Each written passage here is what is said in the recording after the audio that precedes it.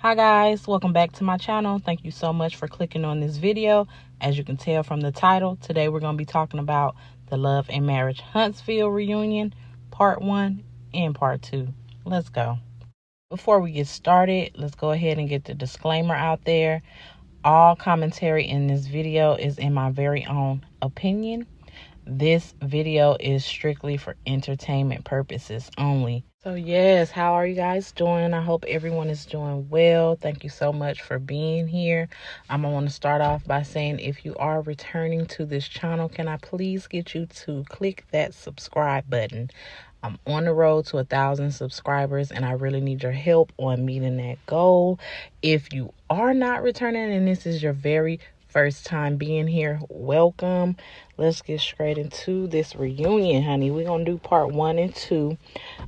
It's not that much that I want to talk about, but it is a few things I have to say, and we're gonna get right into it. Let me pull my little notes out like Tisha did, honey. The reunion part 1 started off with Tisha. Everybody knows she came out guns blazing, and she was ready to throw her shade, baby, and she was just so quick to do it. You know, we barely got started and she was already throwing jabs at Stormy, so everybody already know. You know, she was anticipating that. We all know that was rehearsed and planned, and it was just, you know how you get some money and it burn a hole in your pocket? Them reeds was just burning a hole in Tisha's brain. So I guess we can start with Tisha and Carlos both, because they kind of go hand in hand. This reunion, you know, we got to see in past reunions how Carlos seems to shield and protect the Scotts. Like, they don't go near basically none of the topics that the viewers want to see get discussed on a reunion. If they do mention something, they're going to only touch on it. They're not going to go in any depth. They're not going to offer any real resolution to what's going on. But in this reunion, you kind of actually see that Carlos even goes the extra mile when he's talking to Tisha. It's like he bird feeding her answers that he want to get from her. Like if a attorney was questioning a witness and they would be leading them with the questioning, almost giving them the answer that they should give. That's what Carlos was doing this reunion with Tisha.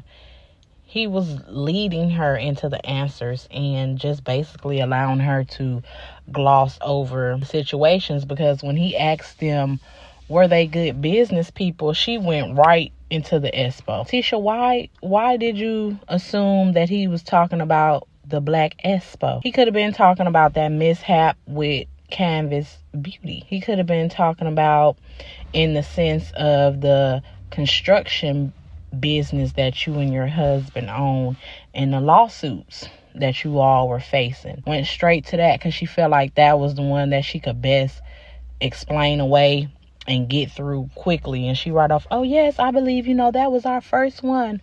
I believe it went great. No, Tisha, actually it didn't go great. And by you even saying that it was your first one, the fact that you were unable to accept the constructive criticism that everyone was trying to give you all regarding the expo is very telling.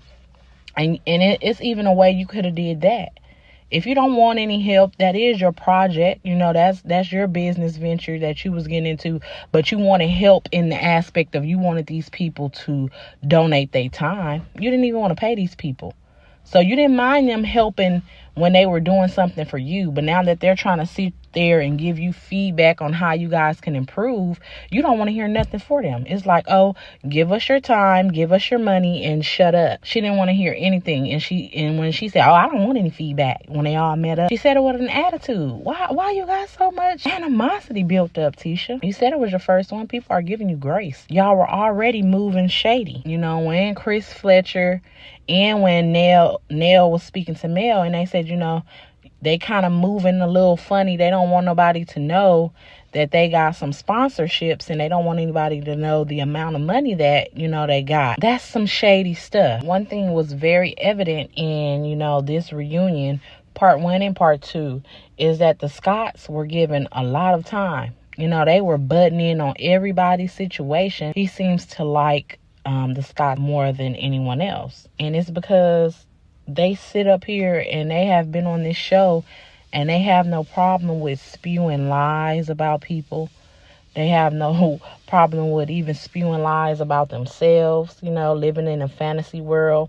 Everything that has to do with the Scotts is all about lies and victim mentality and unwanted remarks from Marcel that he thinks makes him look like this evil genius. I don't know what Marcel think he be doing. Carlos seems to think it's great for TV, but he just is really irritating to me. Let's continue with Latisha, as I like to call her, because one thing Tisha gonna do is she gonna lie. Yes, and we have seen that throughout these seasons of the show. Latisha is going to lie, and she's going to twist somebody's words, and she's going to twist the truth, and she is going to be the victim. One thing about her, she will throw a rock and hide her hand.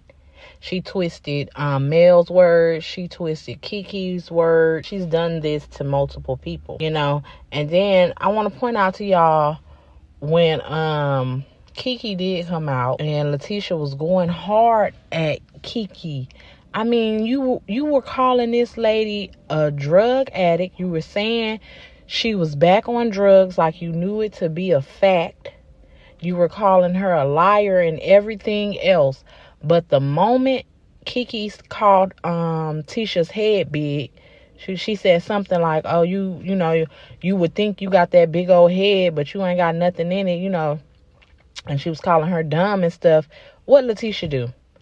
She immediately looked right over there to Carlos and said, you see, Carlos, she's throwing jabs. We're not going to do that. We're going to state straight facts. What the freak? What do you mean? So you calling this lady a drug addict is not a jab? You saying that she's back on drugs and she's acting erratic? That's not jabs that you're throwing at this lady on national TV.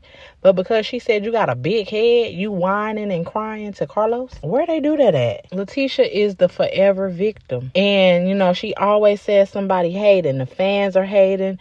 Everyone is hating on them. Carlos didn't say anything about that casino night that they got canceled. And you let these people have a scene where they basically say, oh, the fans got it shut down. How did you all, as the event planners and the great business people that you claim to be, how did you leave the door open for fans to get your event shut down? When you plan something, how did you not know that in your, I guess in Huntsville, you can't have anything like gambling, anything related to gambling? I'm not sure. But when you do events like that, I would think the first thing you check off is what kind of permits you need. Is it even, an option to have that type of theme? You all are putting flyers out to the public. You're putting flyers out on social media like everything is a go. And you mean to tell me members of the public were able to call and get your event shut down? You made it too easy. You're not a victim. You're just terrible at what you do. Now, Carlos want to sit up there and comb through every detail of Kiki possibly being back on drugs and possibly having to have relapsed. He want to take his time combing through that, and he wants to be insensitive, I remind you, as he's doing it. But he allows Letitia and Marcel to gloss over all of their stuff or to just completely avoid it altogether. And maybe they're going to blame that on editing.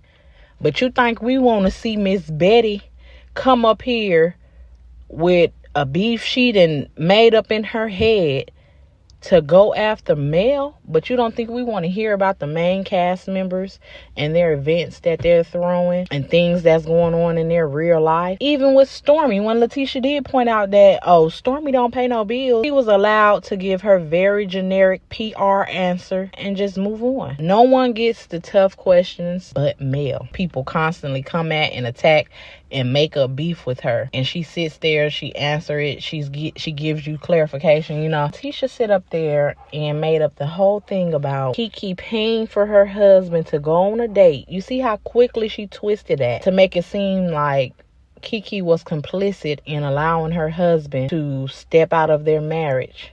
But then here Kiki come right behind her and tell the story, and Letitia ain't got nothing to say. She ain't saying, oh, well, that's not what you told me. Girl, you just twisted this lady whole story. And when Martell and Mel was like, oh, you made it seem like, it was planned. She didn't even have nothing to say. She just sat up there looking stupid and tried to twist the story about Kiki robbing the man and buying drugs from the same man. And she said it happened last year. But then when Kiki has a rebuttal to that and say, no, that happened years and years ago, here come Marceau chiming in. He know it's old. Oh, how long ago was it? How long ago was it? You knew it was old because you follow up with, no, it was 2021. Okay, well, you knew it wasn't last year.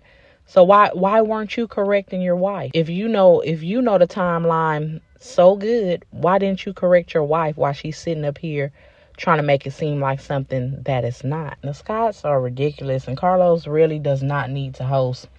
I'm telling y'all, I stopped caring for Carlos after the season 5 reunion and how he was treating Mel and how he was basically giving little slaw her 15 minutes of fame by constantly trying to pry out of Martell's mouth how much he loved her. I knew then. I couldn't stomach Carlos then. So now he's still doing the same stuff. He's protecting them. He's allowing them to spit these things out and not follow up on them. Letitia told Stormy to go pop a pill. Carlos didn't follow up with a, hey, what does Tisha mean by that, Stormy? He didn't even give that a follow-up question. Carlos, you have this fixation on Mel and Martell. To me, it's only because you want to get a rise out of them. Mel and Martell have been divorced and separated for years. And from what we have seen on TV and from what Mel has spoke on, they needed the divorce. They need to be separated. Mel called it toxic herself, but Carlos still wants to ask these questions about whether they love each other, or is it hard for Martell to date, and if he wants Mel back.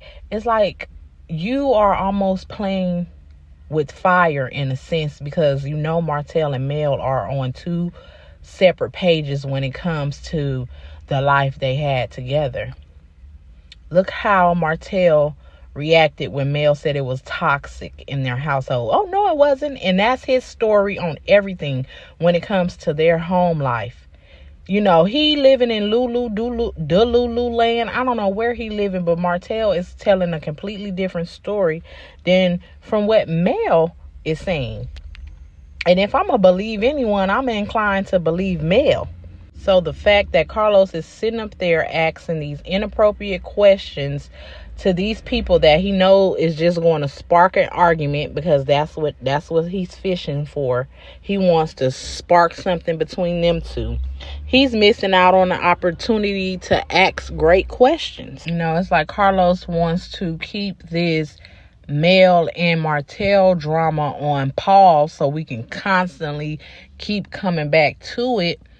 But it's like, ask questions that are more appropriate towards these people and actually have to do with their reality as it is today. There's plenty of questions he could have asked Mel and Martell. He could have asked them, how is the kids and how have they all adjusted? Why is he not asking how are the kids with their new half sibling? What's their relationship like? Why is he not asking Martell what his household is like now, being a semi-blended family? He's not asking any of these things. Instead, he wants to ask questions about stuff that's not relevant. And he says it's what the viewers want. But really, Carlos, it seems to be just what you want. Kimmy and Maurice was a complete snooze fest. Carlos literally didn't have anything from them. Maurice was so passionate about why Kimmy shouldn't be faking an orgasm. That's the only time we see him passionate and focused and intense with a subject. It has to have something to do with sex. I didn't like how Kimmy ignored Mel when, she was just trying to get her input when they were talking about how Marceau likes to keep Tisha down. And Kimmy couldn't even form an opinion about that. We all know she have one, but she didn't want to say it publicly. And I don't know if she thinks she's being loyal to her in-laws by doing that. But girl, ain't nobody asking you to come out here and run they deep dark secrets, you know? Ain't nobody asking you that. It was something very simple that you could actually have an opinion about, honey. I don't know what's up with Kimmy, you know, and when she first came on our screens, it was like she tried to pride herself on being a straight shooter and I'm going to tell it how it is and I'm outspoken and this and that. But it's like now she don't have an opinion about nothing if it got to do with her or her in-laws. Kimmy, of course, didn't have anything to say about Maurice's comment about her not having hair to blow in the wind in the Jeep. You know, she made a statement like someone online was making fun of her appearance and stuff, but really we only seen your husband make fun of you and make inappropriate comments, and might I add, he was looking sweaty and greasy while doing it. That alone should have pissed you off. That's pretty much all I have for this video, you guys. Let me know what you think down below in the comments. And again, I just want to ask that you give me a thumbs up, and if you haven't already, go ahead and subscribe and help a girl out. I really do appreciate it. Until next time, bye.